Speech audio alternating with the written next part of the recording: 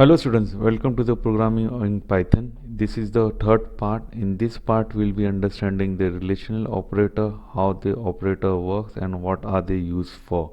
Okay, in mathematics we have seen the sign greater than, less than, greater than equal to, less than equal to and not equal to. The same thing we'll be using in the programming. We'll be taking these symbols and we'll be making a program. We'll be comparing the number and we'll be finding out the output. So in Python we'll just start with the basic. We'll take a two variables and then we'll pass it with the condition and we'll check what the output is. So let's begin with the video, and in this we'll be starting with the ideally first. So need to start with ideally. I will search on the search bar,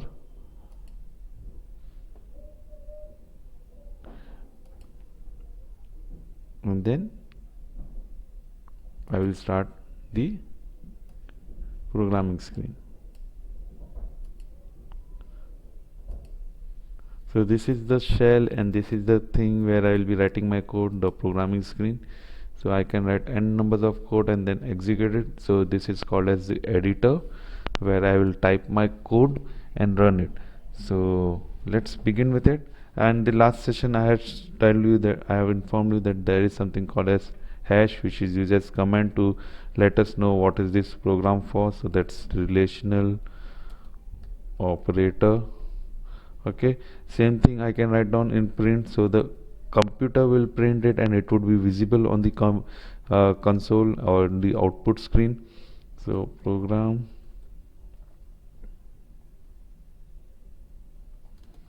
on relational operator, double inverted close, bracket close, enter. And as I said, I will be declaring a variable. So now in this case I am declaring a variable and putting a value 10 and another variable which is b, which will be 5. Okay, so it can be any name which I want to give. So it can be number, num1, a, b, any letters I want, and then I will be using the relational operator. So directly I will use in the print statement, print a is greater than b. So now what exactly this will do is it will compare a to b. So if a is greater than b, so now you can see the value of a is 10 and the value of b is 5.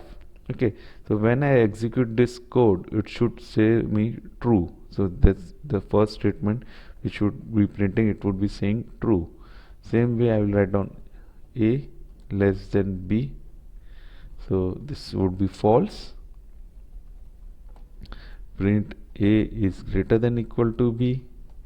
Equal to sign allow us to take the value till the end. So if it is 10 and a is 10 and b is 10, then also I should get the output true.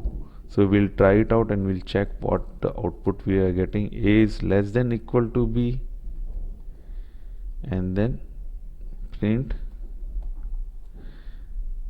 a is equal to b. 2 times equal to, because in Python we compare it with giving 2 times equal to, so the value should be same, then only we'll get the output true. Okay, now the last one is print a is not equal to b. So when I run this code, when I save this code and run it, I should get the output saying true, true or false. Okay, so that would be n numbers of statement which it would be showing. So this is our fifth program .py. Okay, this is done. Then run the program. So I have shown you can directly go to run and click on run module, or you can click on computer F5. Okay, so this is the thing which I will get. So print a is greater than b, true. Print a is less than b, it's false. A is greater than equal to, yes, true. A is less than equal to, false. So now what I will do is I will change the variable. I will put here 10 10 and then save the program and press F5. Now again I am getting the output. Now you can check in the first one where a is greater than b, it is false. A is less than b is equal to false. A is greater than equal to, now because of the equal to sign, the values are same of a and b, that's why it is showing me true. Same thing, a is less than equal to b, so there is a equal to sign, that's why it is showing me true. Same way for the second last statement, a is equal to b, which is true, and a is not equal to b means 10 is not equal to 10, which is false, so it's showing me false. So this is what the logical the relational operator would be, and this would be used in our conditional statement to check two variables and to check the input given by the user, and depending upon the input we will perform different activities. So this was relational operators. Okay, hope to see you in the next video. Bye bye, take care, have a nice day.